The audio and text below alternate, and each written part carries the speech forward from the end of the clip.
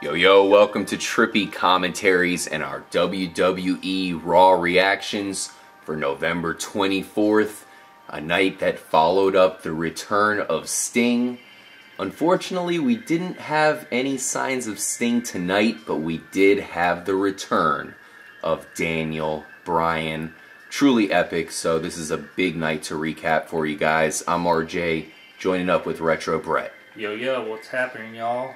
I'm sure you were pretty happy to see Daniel Bryan back, Retro, so let's go ahead and break it down and see if he actually fought tonight. Was he just the general manager of the night?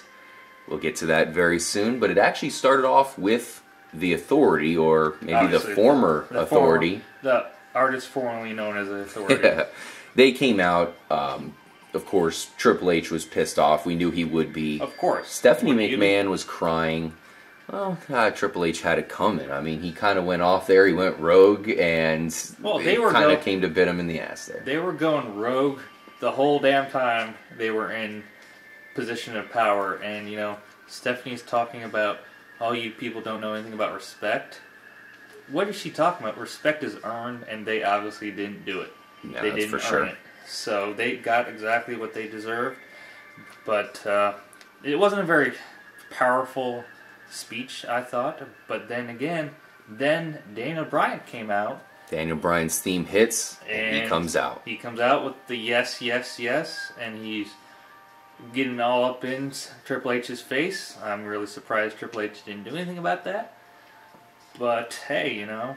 Well, here's the thing, Retro Brett. John Cena apparently was in charge of picking out the GM for the night. Mm-hmm.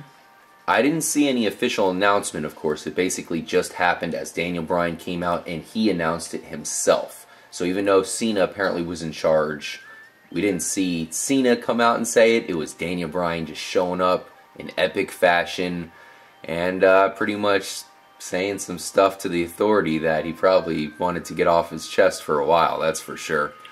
Now, he pretty much kicked off the events after, as you said, the Authority's little speech finished off and he came out. He had a ton of announcements to get to, including he really built up Dolph Ziggler. I was happy to hear that. Oh yes, well, Dolph Ziggler deserves to be built up, and he's doing some building of his own. But yeah, Daniel Bryan had words for every member of the Team Authority, and specifically Seth Rollins.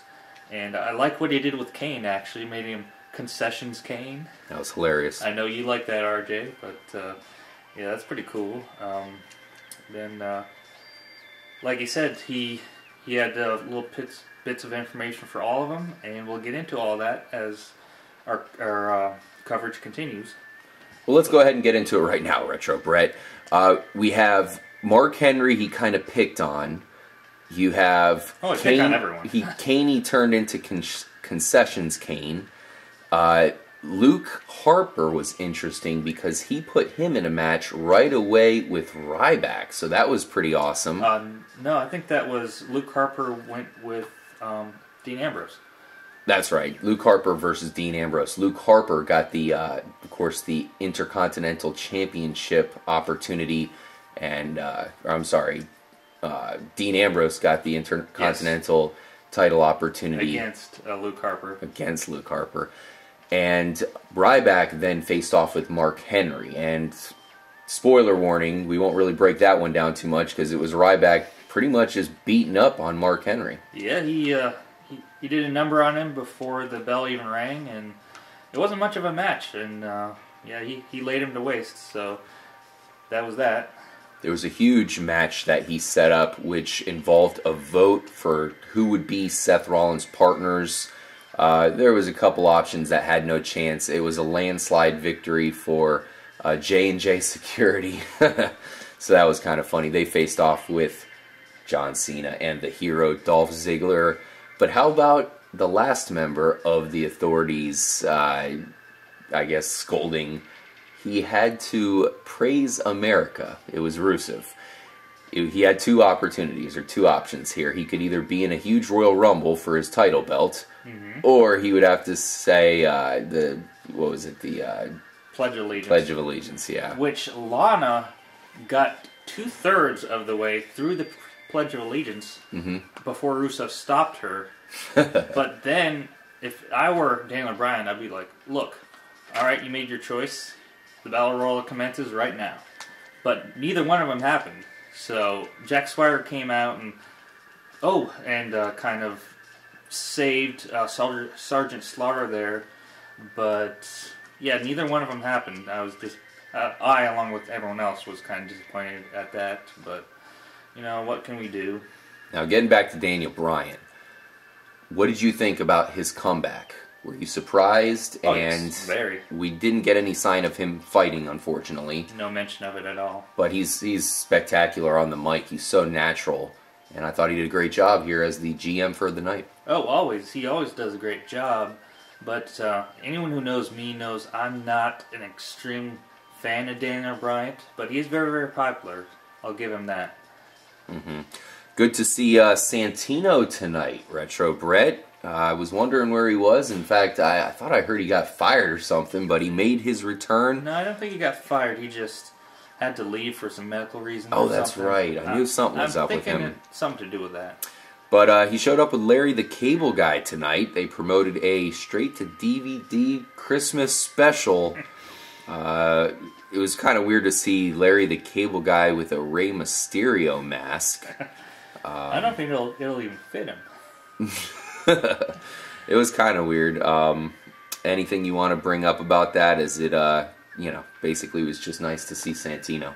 Oh, yeah. Well, I mean, I've always thought, they underutilize Santino a lot. He's pretty much mostly been a goof and a stooge throughout his career just for comic relief. And I think they should do a lot more with him, make him a little bit more serious. But he's making his money. Now, we had a tag team championship match tonight, Retro Brett. Golden Stardust. Of course, they just lost it the night prior. They had a revenge match immediately against the Miz's. The Miz's. Pretty interesting match. Miz and Mizdow retain the championship. What happened and what do you think? Well, I was kind of right and kind of wrong last night when I said that Damien Mizdow will not touch any one of the championships. But he did have the fake championships that he used, the stand-in championships, but they weren't real. So I was kind of right, kind of wrong. And Damien Mizdow actually took care of most of the match. And lo and behold, right when Damien Mizdow was about to win, who comes along but the actual Miz and steals the victory. He actually tagged himself in, got Stardust with the skull-crushing finale.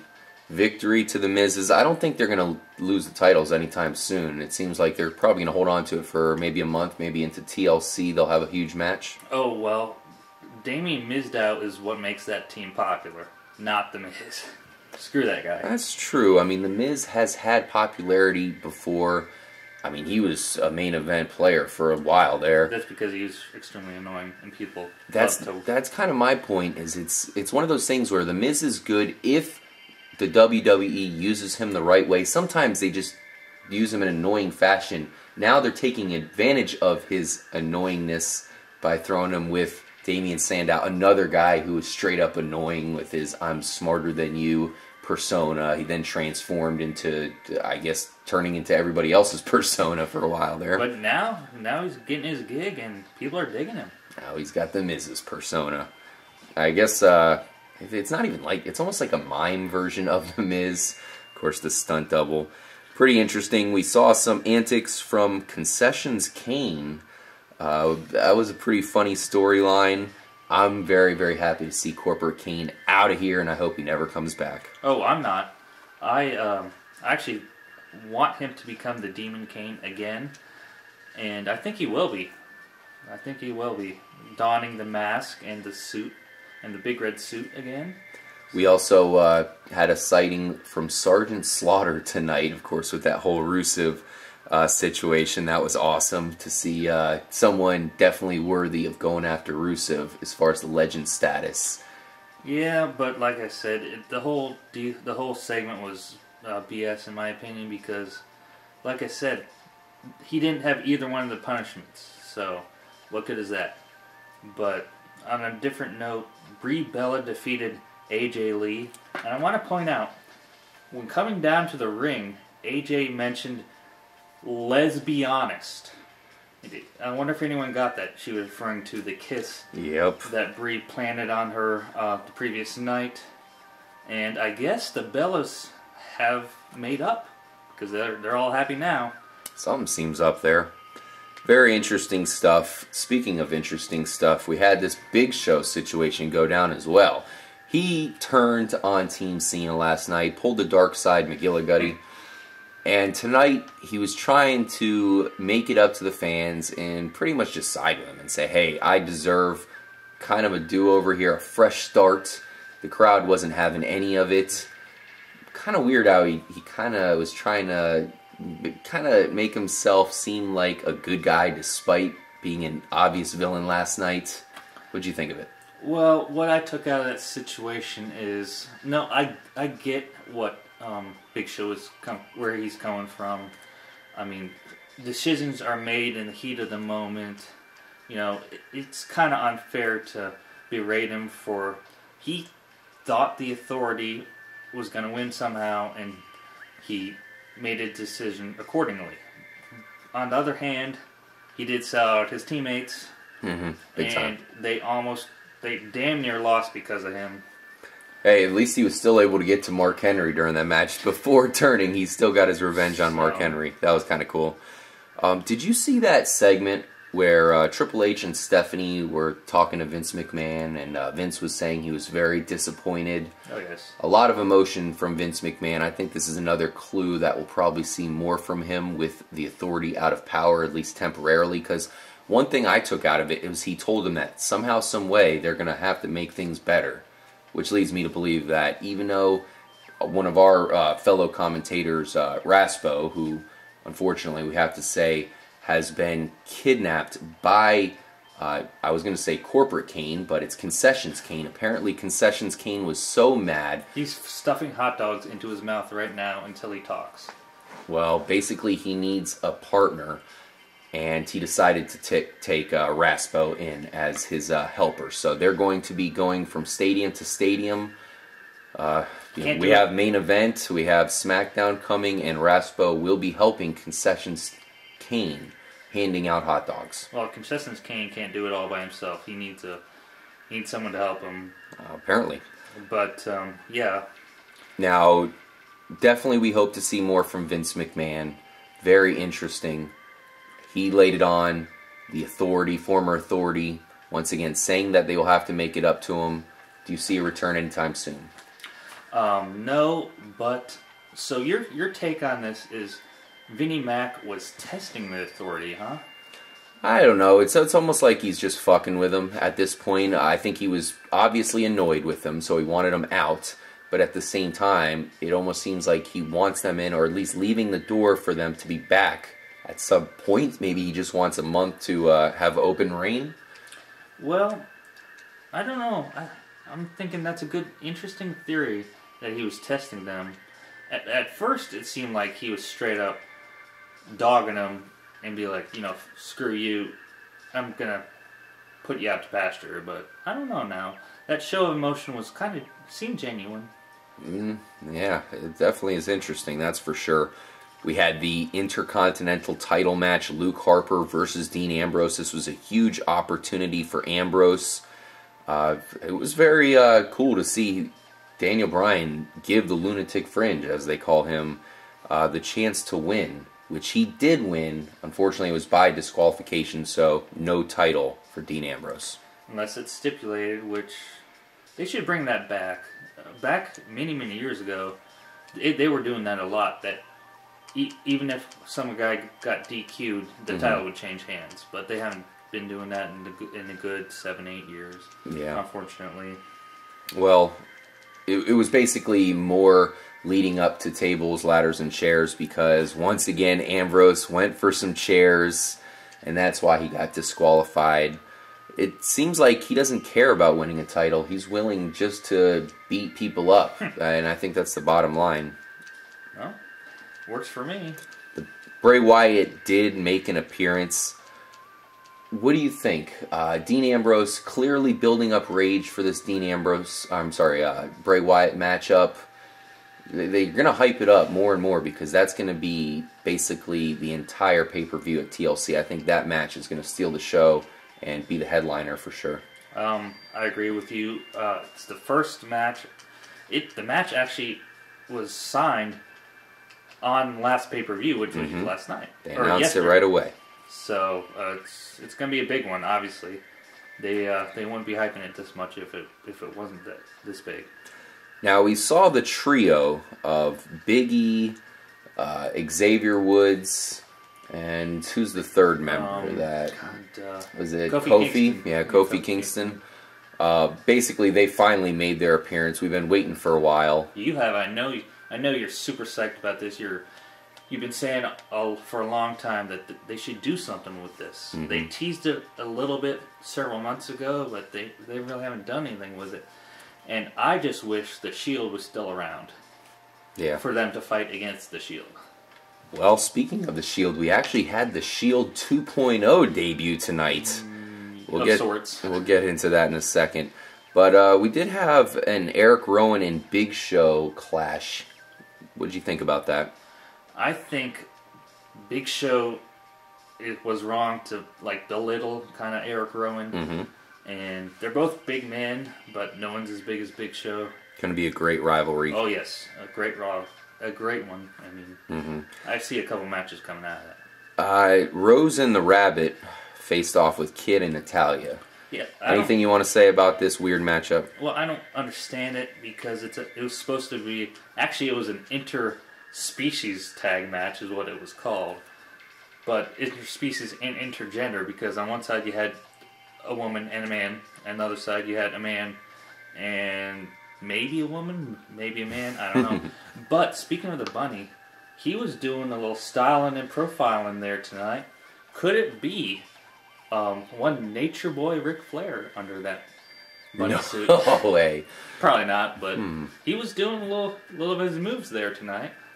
Interesting. What about Rikishi? Well, if he lost his shit, hey, maybe he wants to stay close to the Usos. Maybe. What a better spot to be in than in the bunny suit. Get that nice fly in the wall viewpoint of the entire night. Maybe. Perhaps. But yeah, I suppose he would have had to go on a major diet to pull that one off. Let's get right into the main event and finish off this episode of our Raw reactions. As we said, Dolph Ziggler and John Cena faced off with Seth Rollins and his new Shield possible teammates here, Joey Mercury and Jamie Noble. I don't think so. We know Seth Rollins is the architect of the Shield. Yes. Is he trying to do it all over again? Or but I think we all know he was stuck with these guys. He treats those dudes like they're shit. If I were them, I'd tell them to suck it and to move on, but they won't.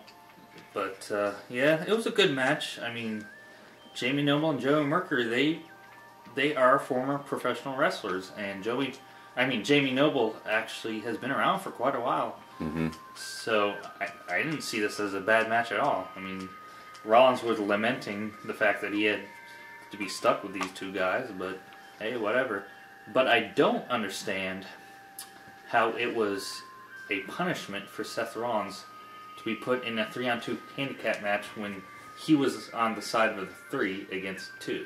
Yeah, that was pretty odd, especially if it would have, for some crazy reason, been, Luke Harper and Big Show or one of the options really? that they gave him. Yeah, that's a punishment, Now, we have to say, after a simultaneous finisher finale from Cena and Dolph Ziggler, pretty epic conclusion there as they came out the victors, as we all know they would. Seth Rollins went into hiding, of course. We had a surprise show up from the mysterious anonymous GM. Come on, man. We've already done this BS a couple years ago, really. Pretty lame ending. Not much to say about it. It's weird how they're rehashing that. Hopefully they kind of get that over with right away. Maybe we'll find out who that is. Perhaps it's Vince McMahon. Let us know if you guys have any ideas. And I guess we'll see what happens on SmackDown.